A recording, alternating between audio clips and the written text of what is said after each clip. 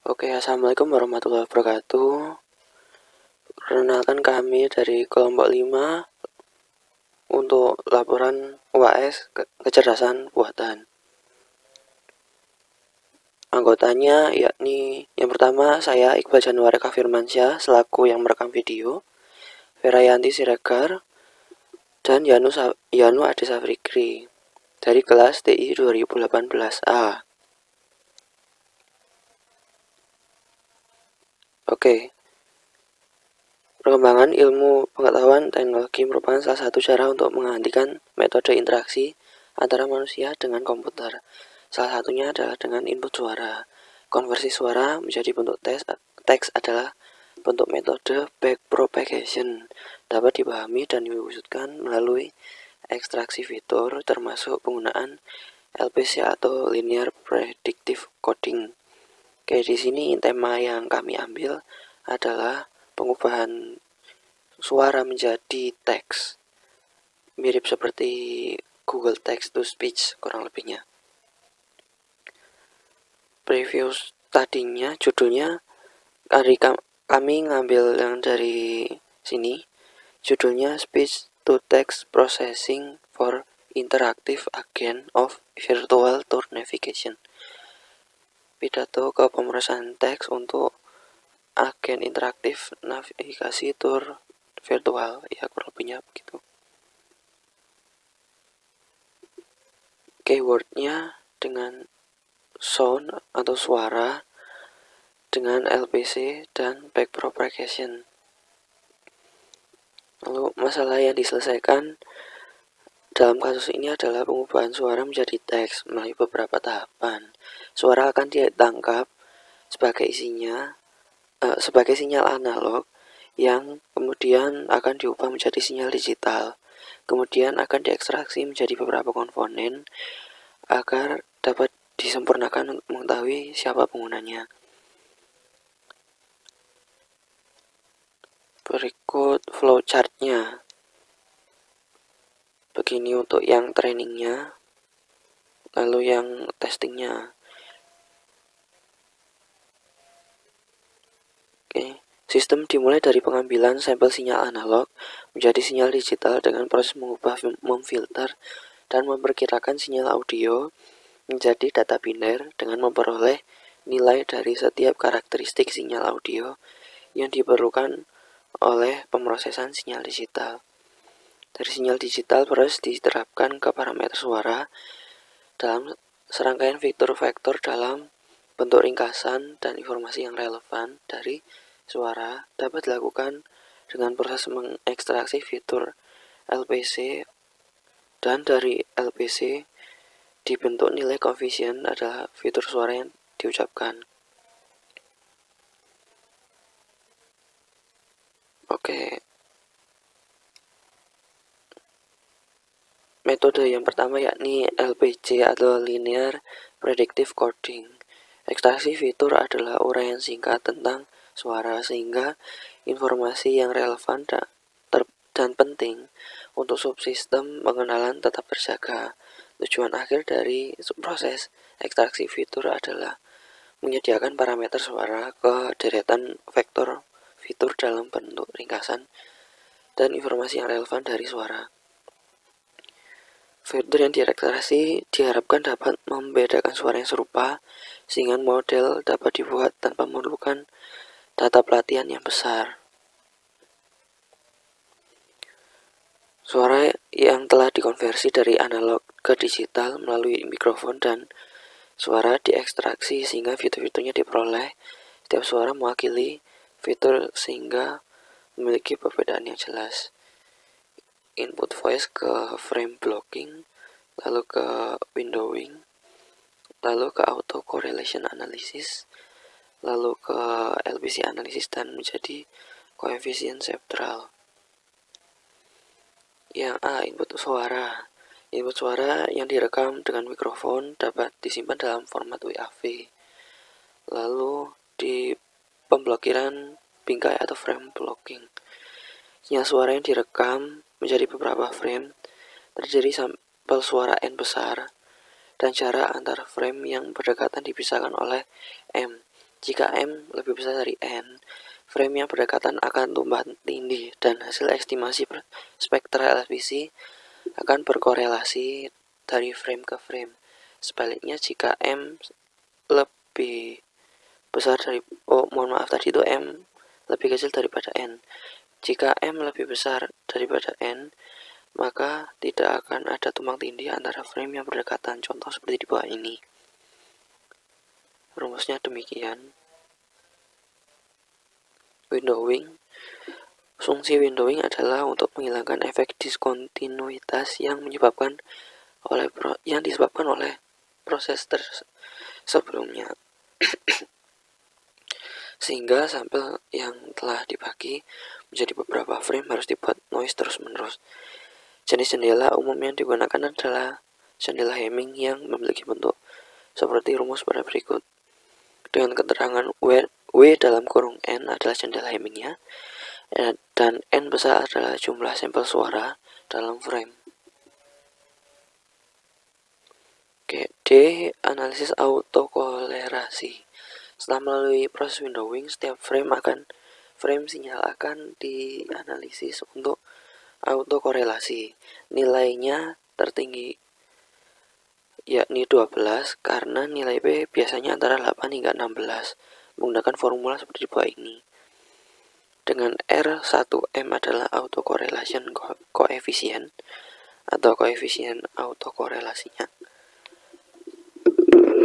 Lalu X1 adalah input signalnya dan P adalah LPC analisis order. Analisis LPC selanjutnya adalah analisis LPC yang mengubah setiap kerangka autokorelasi P tambah 1 menjadi bentuk parameter LPC atau biasa disebut koefisien LPC menggunakan rumus sebagai berikut. Hasil dari ini digunakan sebagai input untuk jaringan saraf backpropagation. Dari backpropagation, parameter yang dihasilkan oleh tahapan di atas dimasukkan ke dalam jaringan saraf menggunakan metode pembelajaran backpropagation. Bahkan alur proses dapat dilihat di bawah. Ya, begini. Oke. Mengacu pada proses di atas, pembentukan jaringan adalah untuk mengatur kesalahan yang diterjadikan dan mengatur iterasi maksimum dengan nilai bias sama dengan 1 untuk semua lapisan input yang kemudian disembunyikan dalam data akhir. Oke, begini penjelasannya.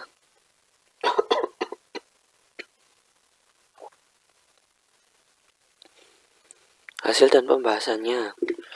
Metode backpropagation yang digunakan dalam percobaan untuk konversi suara ke dalam bentuk teks ditujukan pada gambar 4 di bawah ini.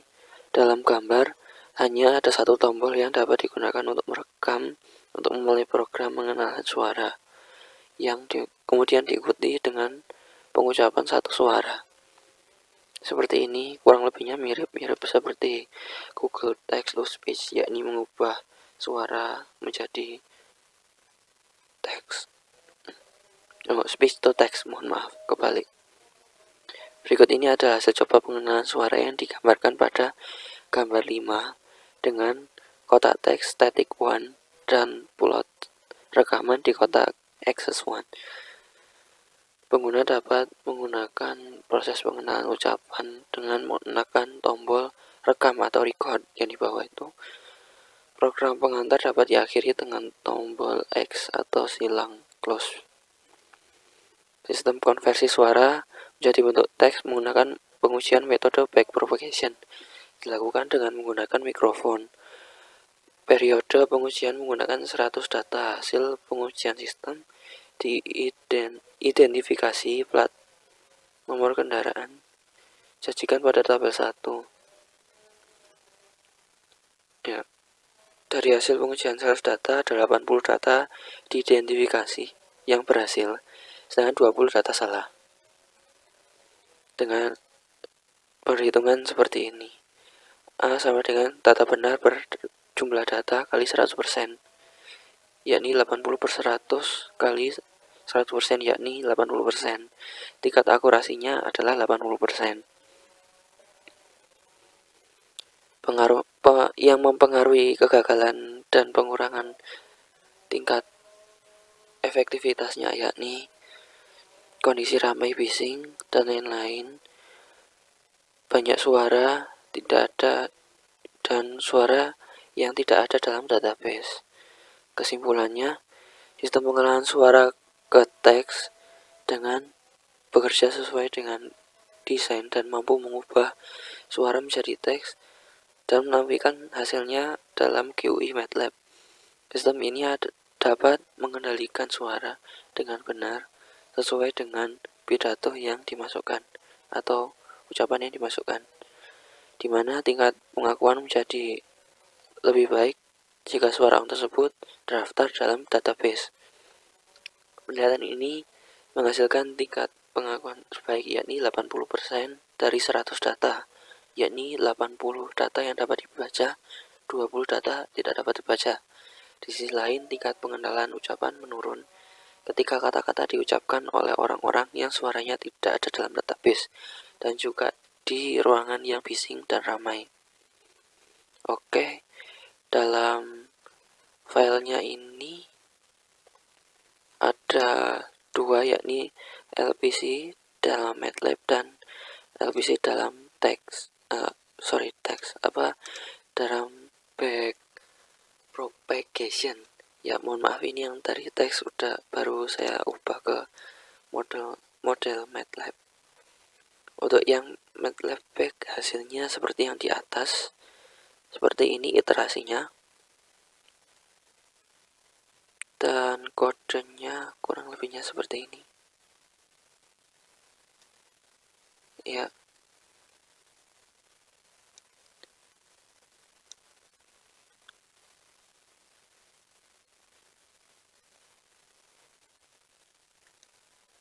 Oke.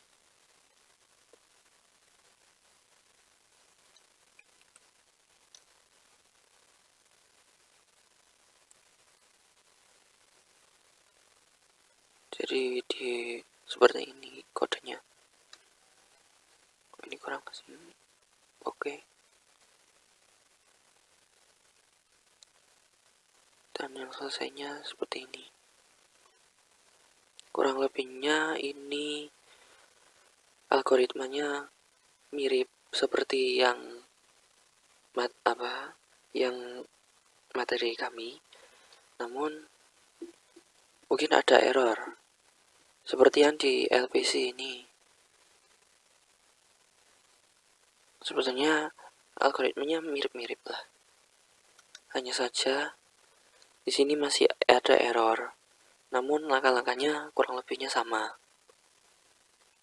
Mungkin sekian penjelasan dari kelompok kami. Bila kurang atau lebihnya, mohon maklum adanya. Sekian, wassalamualaikum warahmatullahi wabarakatuh. Oh iya, mohon maaf tadi ada kelupaan soal pembagian tugasnya. Pembagian tugasnya seperti ini. Untuk tugasnya Yanu mencari source code, mencari makalah atau jurnal, mengerjakan laporan nomor 4-7. Untuk Vera mengerjakan laporan 1-3 dan translate jurnal karena jurnalnya dalam bahasa Inggris, lalu harus ditranslatekan ke dalam bahasa Indonesia. Dan tugas saya Iqbal yakni membuat video penjelasan dan unggah di YouTube. Ya, mungkin sekian dari saya dan dari kelompok saya. Apabila ada kesalahan, harap maklum. Sekian, wassalamualaikum warahmatullahi wabarakatuh.